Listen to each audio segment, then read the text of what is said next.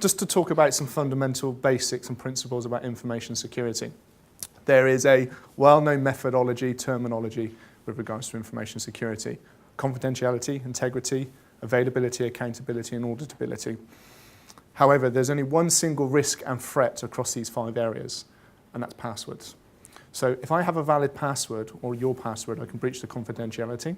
The integrity. 2, a real-life example was a very large online bookstore I was involved with. They had an integrity attack, and they had the price of a particular product changed from $90 to $9. One month later, they sold out that particular product. They placed another order on their supplier. They sold out again. At the end of the quarter, fastest selling product ever. Biggest loss as well. Integrity attack. A hacker had come in and changed the integrity of the data, and that was done via a password. Did you know using any internet browser, you can use it as a hacking tool? So you type in a URL, which is this long, you click enter and log in, it goes this long. If you start changing the numbers and letters, you may get someone else's account. That's using a browser. More importantly, all the security products and devices that are put in place to protect you as an individual and a business, if it sees a valid username and password, it accepts that individual and allows that individual to go in. CryPTOCard, like I said, 1999, innovation in everything. We have the world's #1 and first cloud-based authentication service. This service for individuals will cost less than a coffee per month to solve this problem. It's cheaper than antivirus. Put in the context of people now spending 2-3 hours a day communicating with each other through social networks. The password that Jason was talking about is now quite critical to retaining your identity. Now, if you go back a few years when the Computer Misuse Act was created, this is a crime. Essentially, it is a crime. If you're using somebody else's password to access their computer, it is, in all intents and purposes, a criminal offence. So you've got 20% of people saying, yeah, that's all right, we can do that.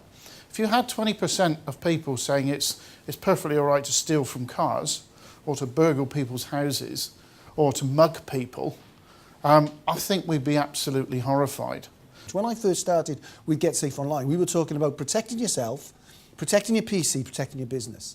And we really pushed protecting your PC because it was the PC that was key to all of the attacks we saw. And you had to have antivirus, basically a firewall, and update your operating system. Now it's antivirus, anti-spyware, update your operating system and your applications and make sure that your wireless connection is secure as well. All these things we talk about. But when I talk to people and when I talk to journalists, they say, oh, phishing, that's this complicated word. Let's keep it in layman's terms. No, phishing is commonplace term now. We talk about theft, we talk about burglary, deception. People should start realising that phishing is with us.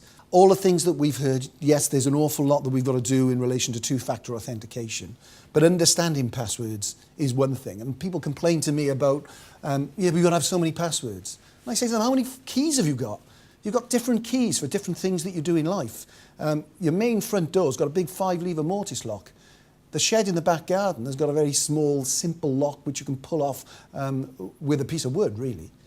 And it's exactly the same when it comes to the internet, when it comes to password. Two-factor authentication, I'm fully supportive of it. One major thing is that there's been a big shift more towards account takeover rather than just taking out new accounts for people. And what that indicates is that it is criminals getting hold of passwords, getting hold of bank account details, and getting hold of login information to access your existing accounts.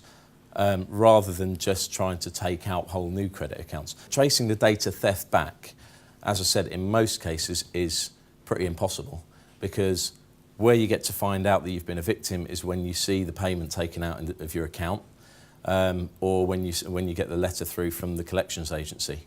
It's difficult to try and tell people to use different passwords and different strength passwords, but we're in the new era where we've got to start doing that. One of our surveys showed up an average of 23 different sites or accounts or logins that people have to to access things. That's 23 different usernames and passwords across work logins, social networking sites, and I was really surprised by that because I was expecting it to be something like 10. But when you think about it, even the things that you go in, you might only go in there once or twice, and you might be a very light user of LinkedIn or whatever else, but it's still a password and username you've got.